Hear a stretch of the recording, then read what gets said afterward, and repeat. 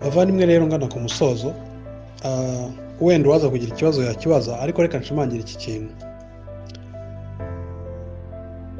Bibiliya igaragaza ko umuntu wese uzajya mu ijuru atazajyanwayo n'ibyo yakoze, nta ruhare rw'umuntu abigiramo.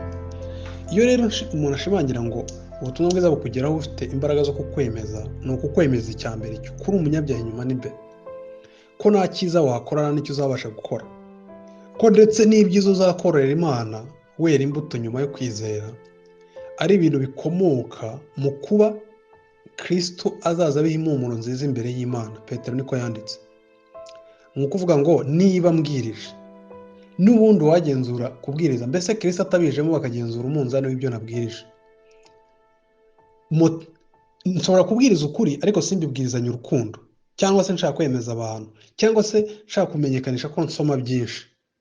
Ni ukuvuga ngo nubwo ibyo byonyine ibyo ubwabyo byandimbuza, kubera harimo igitotsi muri motivu zituma nkora ibintu.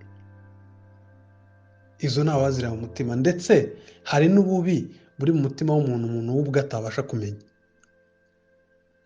Rwose ukaba wumva uri sinsi wakoze ibintu kubera ko umwami ushaka ashimwe, ariko mo hagati uwashaka kugushyira ku munzani wawe atarebe kubereye muri Kristo, ukaba wahinduka inyo nk'uko Herode yahindutse inyo mu Byakozwe no 12. Ni ukuvuga iki? Ni ukuvuga ngo iki gitekerezo iyi notion igomba gushira mu mitwe y'abantu. Ikikubwira ko utari mu Imana yatoranyije, ni uko uzarinda upfa ukibwira ko ubugingo bw'iteka bubonerwa mu byo ukora. Ubwo uba wanze ubutumwa bwiza, ubutandukanijwe na Kristo. Si ikintu cyo gukinisha. Rero umuntu uzizera ubutumwa bwiza akizera ko akizwa n'umuntu kubwo kwizera neza neza, ibyo bikamusunikira ukajya wibonaho ko biguha kugenda ushinga ikirenge aho Kristo agishinguye, ushaka gusa nawe, ushaka kwitandukanya n'isi, ushaka kugabanya appetite no gushyugumbwa no kuryoherwa n'utu tuntu twaha ku isi.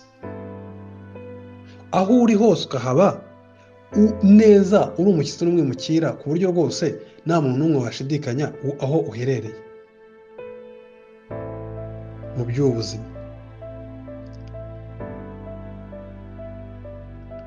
Wowe uzamenye ko ubugingo bw'iteka bwatashye umutima wawe.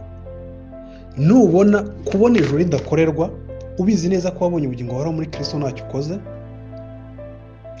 ubizi neza ko nta n'icyo wakora kugira ngo uzabone ubugingo wahoraho, ko gucyanuka kw'Imana gutangwa no kwizera kugakomezwa nako mwitangira kuzajya gusoza, ubizi neza ko nugera mu ijuru uzajyanwe ku bw'ubuntu bw'Imana ntacyo ukoze, ubizi neza ko ibyaha byawe, ibyo wakoze, mbese ikintu cyose cyitwa icyaha cyawe Kristo yacyishyuriye, Imana itazabyibuka ukundi.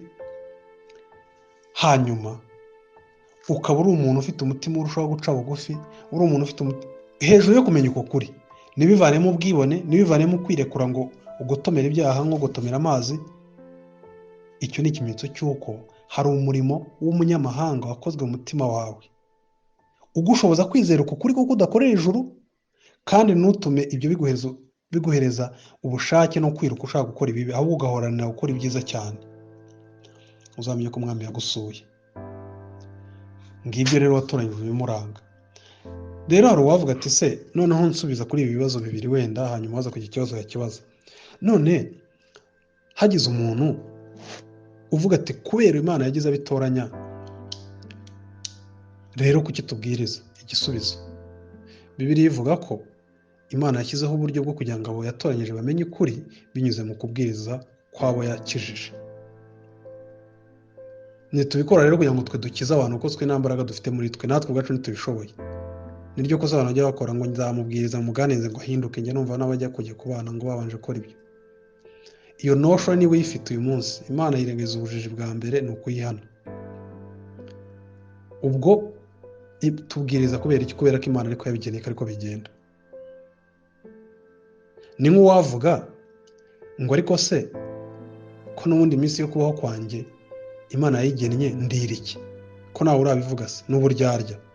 The fact ko uryo ubizi ko iminsi yawe Imana yayigennye, nuko Imana yagennye ko inda yawe ibaho, iyo minsi uyimara binyuze mu kurya ukabona ibitunga umubiri. Nuko rero yanabigize. iby'ubugingo. Abazizera bose bazizera kuko twabwirije, n'abo dusengera ngo bizere tubisengera kubera ko Imana yabivuze ko ariko bizagenda, ariyo nzira bizacamo. Nyine dutuze Imana tuyemereye Imana, dukore uko ibintu yabivuze. Yego bavandimwe, rero umwami adufashe, uwagira ikibazo yakibaza. Murakoze.